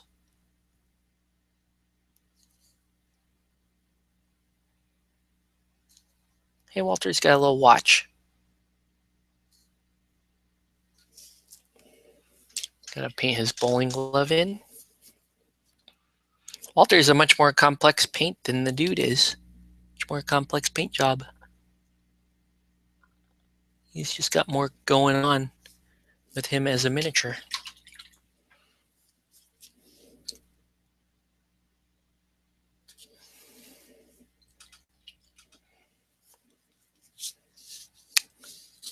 All right. One other thing I want to do on the dude is I want to take Well, milk cartons are kind of, what's the standard color for a full fat milk carton is white and red, right? Not white and blue. White and blue is like there's no way the dude is drinking non-fat or skim milk. He's drinking whole milk. He's drinking regular ass milk. Not a lot of people these days drink regular ass milk, but I bet the dude does. Or you could argue it the other way. Maybe he's drinking like, because he probably doesn't get to the store very often. Maybe he's not using milk that can go bad. Maybe he's doing, skim milk because it's mostly water and therefore it's not as likely to go bad. What do you guys think? I've already started painting the red, so we're going in full milk with the dude.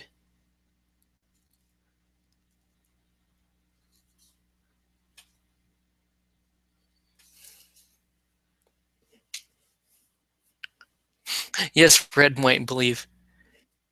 Still drink regular milk.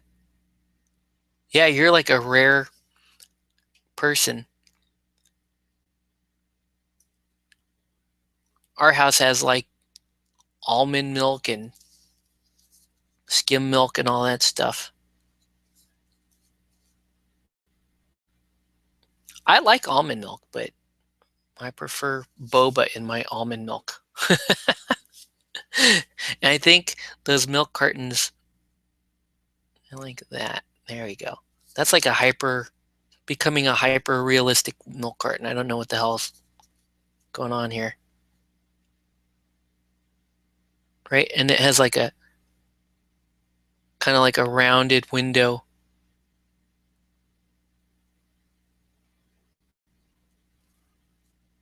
Like that. That doesn't look very good. Okay, we're gonna fix that. That milk carton looks a little funny. Can it be chocolate milk? No, it couldn't be. It can't be chocolate milk because he's using it for White Russians. The White Russian is the dude's drink, so we have to honor that with full milk. There you go. All right. So now let's work on his hair. We're almost done, actually, which is good because we're coming up on that 2-hour mark. But we will finish these 2 miniatures, at least like a very basic job on them. And I don't really expect to have more than a basic job on these. These are just going to be just really, really fancy pawns. Do this.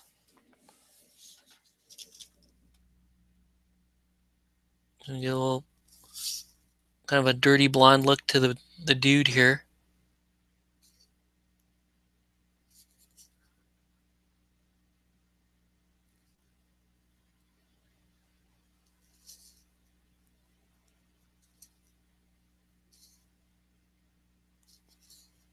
Okay. I understand this might look a little too blonde right now, but we'll fix it. Rest assured. All right. Good job. Okay. So, got a Iraqi sand highlight coming. We're just flying through these, man. And then I'm going to need a really dark, like a leather brown. Okay. This is going to happen here. Like that. Because the dude's shorts are kind of khaki like that. That's all I'm doing for highlights, though. Meanwhile, Walter got that fancy vest. Let's just give a quick kind of an overbrush on that. What'd I do with there it is. And then mostly his sneakers be that color.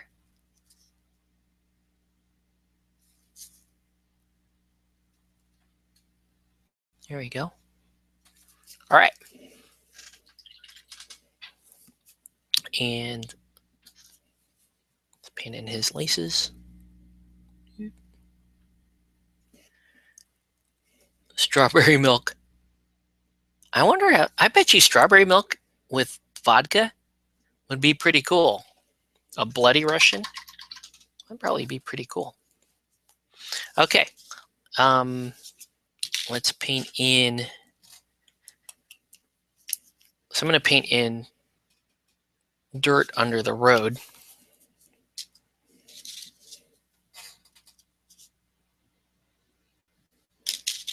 So again, we're going to paint it to look like it's a chunk of road.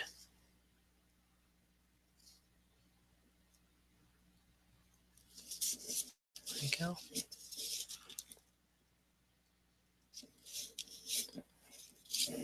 I could have painted it to look like, the California, like the brush for where they would be getting rid of Donnie's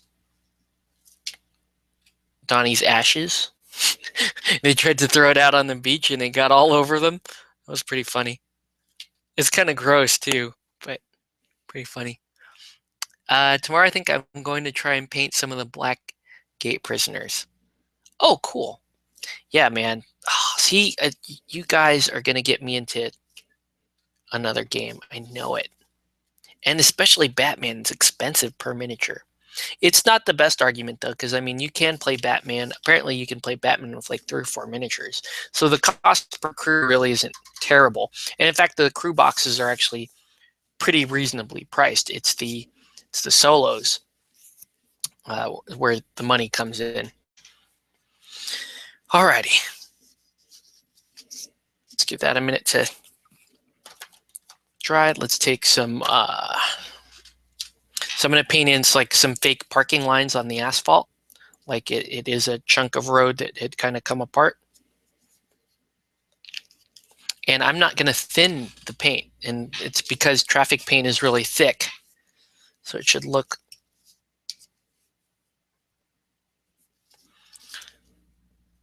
So I'm going to do a line like this.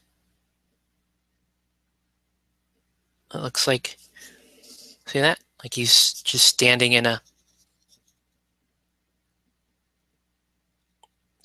a section of broken road there. Okay.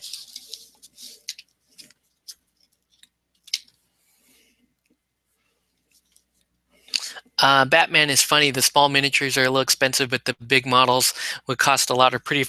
Yeah, I noticed that. Man, I can't believe you guys are getting me into Batman. Damn it.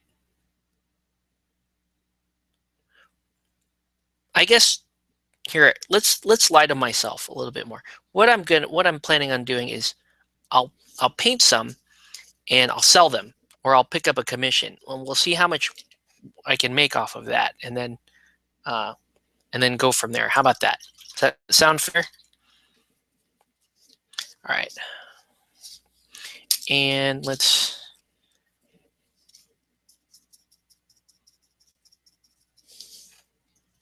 gonna push that paint in a little bit, kind of force it to dry because we're trying to hurry now.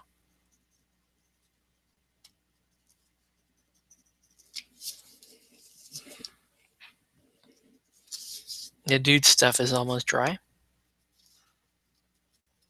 Because all I really want to do is go in with the lighter color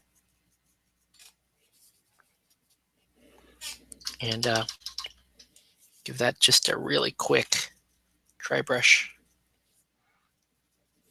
Then we're going to wash the models, and then I'm telling you, we're done. So I just do that. Just put a little bit of see how it's just a little bit of a clay color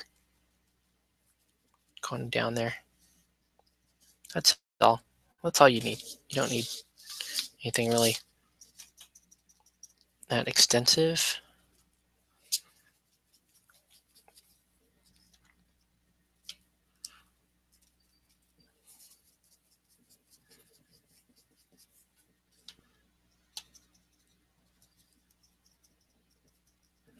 This is how you dry brush cheating style while you're waiting for something to dry. Just dab it. It'll catch. It's textured enough you can do that on this. All right. Well, your Court of Owls will get you very close to 300. Damn it! Court of Owls will be fun. All right. So here we go. We're just about done. Let's go in with some strong tone.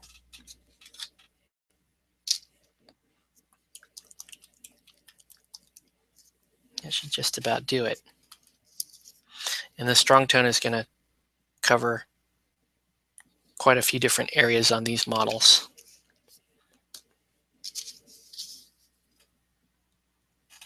Mostly on this dude right here.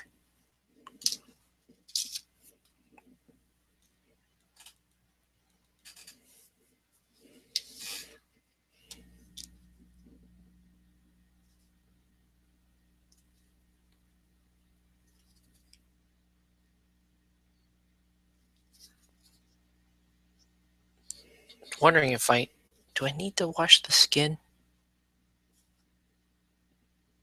I don't know. It's looking pretty good.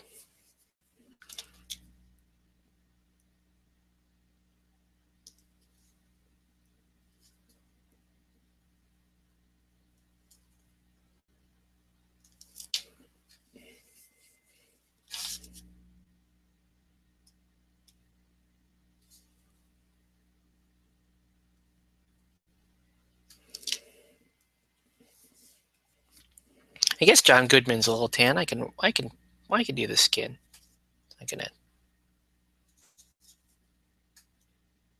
It'll soften up the paint on the flesh at the very least. All right, let's just run some of that in. Okay. And let's wash the skin. I'm going to wash his skin. I'm not going to wash, let's see. That's a good idea. Use painting to pay for some game. Let's just say Nana Batman. Yeah, well, I mean, that's what I'm doing currently anyway. The majority of the money I earn on commission or whatever goes into pays for our babysitter. And then, but yeah, if I have, and then we're also saving a lot of money too. So yeah, just got to make sure it's all. I'm doing my due diligence here.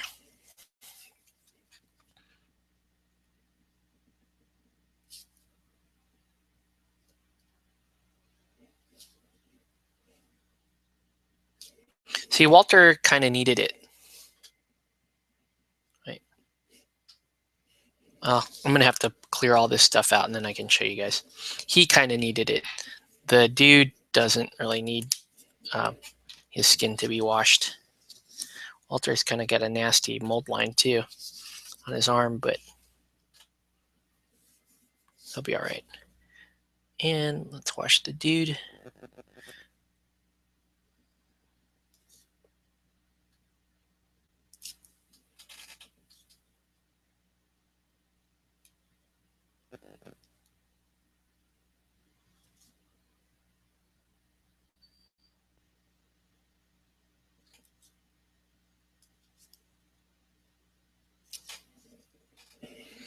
Okay. Took a year to find someone to play Batman with in my local area.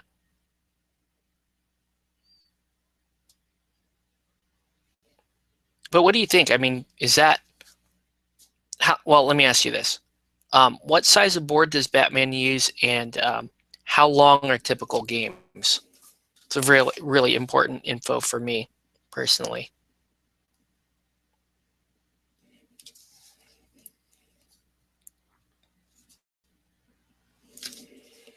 Here we go. Thank you. Let's go ahead and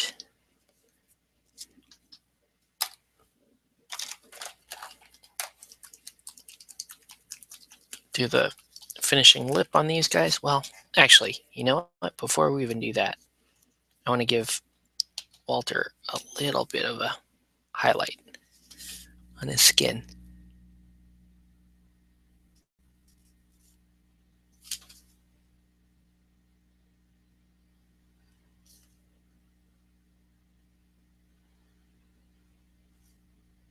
You can almost not see his beard. That's bothering me. Should be able to see that. Let's see. I have to check. I can't remember offhand, but it takes a while to learn the game. It's supposed to take an hour. Okay. Yeah, I like games that sit in about that hour or less spot. I don't like, you know, one of the main knocks on Infinity is, yeah, it's a fun game, but games do take long.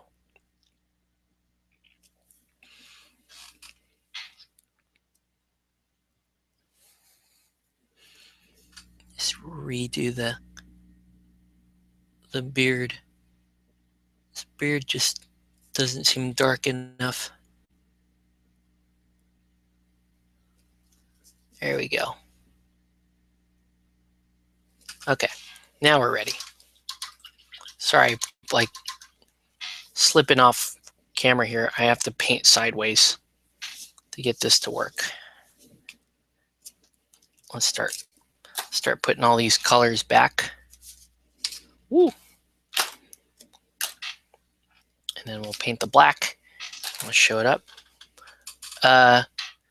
It's a game done in centimeters. Okay, I can live with that.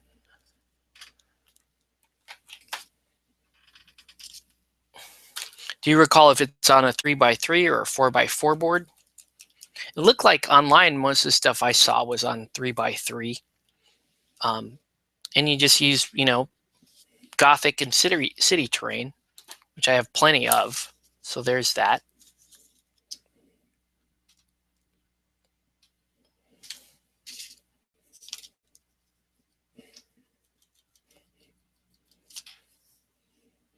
All right. So we're going to paint this in.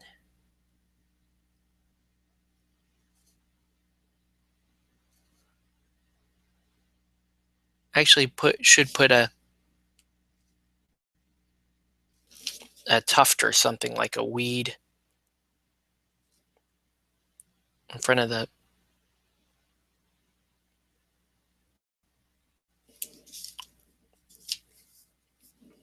I will. I'll do that. Just to have a little more interest in Walter's base here.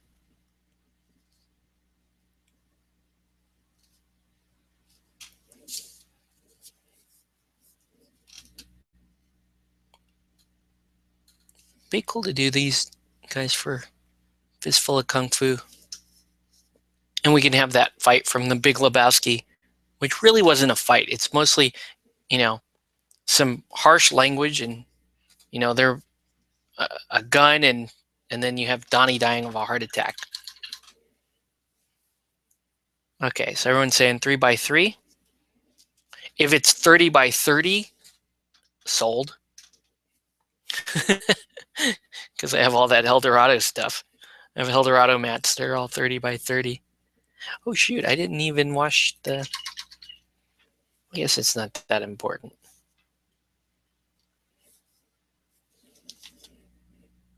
As long as the base looks good. I didn't really wash the soil part of the dude's base. That's okay.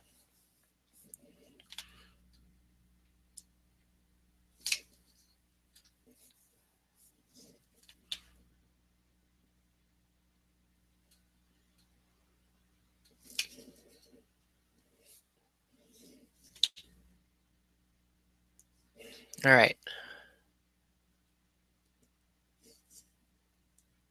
Think of all your favorite Lebowski quotes. Man, these things painted up quick. Wasn't a whole lot to do. I mean, probably should come through and give the robe a little edge highlight, but it's not that big a deal. I mean, in fact, I can just knock that out right now. But it doesn't really need it. It's looking pretty good. I just don't want that. I don't want this wash to pool. It's not good. There we go. Just doing a little cleanup.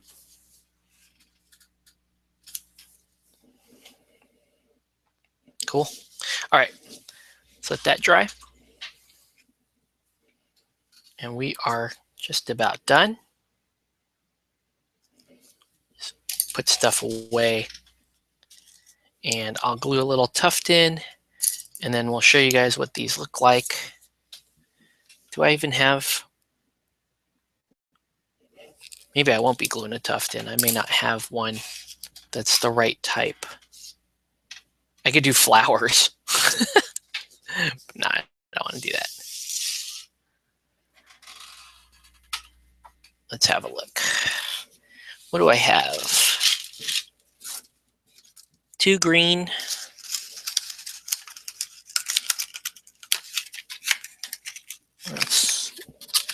That's way too green.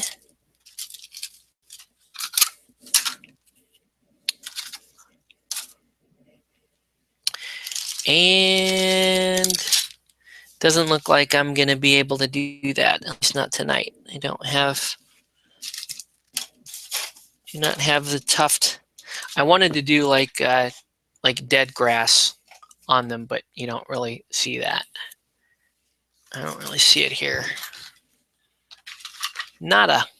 Nothing. How annoying. Okay. Anyway, let me show you guys what we're dealing with, and then we're going to call it because it's late. So anyway, make sure I'm on both cameras there. Kind of have to be here. So here's the dude. Real simple paint jobs. Here's the top of the base. You can see just a little traffic paint on there.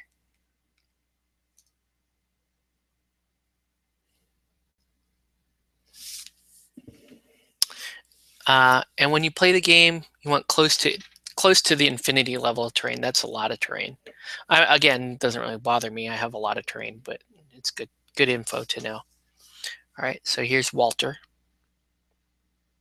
You guys can't even see the little blue stripes on the shirt, can you? Walter came out pretty cool. I like Walter a lot. So there we have it. So that and that. I will continue to paint through this set as part of my get it painted type thing. Let me kind of hold it for any last questions or any. Actually, let's just put them here so you guys can see. They're fun. Oh, don't shoot me, Walter. Damn it, Walter, calm down. Nope, can't see the stripes. Yeah, sorry. That's in the movie, the movie still that I saw. This is the exact color of his shirt, and he had very faint blue stripes in it. You may have to Google it later, but they're very, very faint, faded blue stripes in his gray shirt. So, but yeah, pretty cool, man. I'm pretty happy with these. I think I'm gonna have fun painting the rest of them and then using them as gaming pieces. I think it's gonna be super funny. It's like, yeah, you got to get Lebowski out of the city. So, and I'm happy. I'm even happy with the generic kind of asphalt bases. I think those worked out pretty well too. So, anyway, let me close Periscope. So let's do that first. Okay, so there we go. Periscope is done. It's nice and late, but thanks guys for staying up with me. Lord Draconum, man, we got to talk more Batman. I got more questions for you. But yeah, we'll talk more a little bit later. But yeah, I just want to say thanks for everybody for watching, and we will catch you on the next one.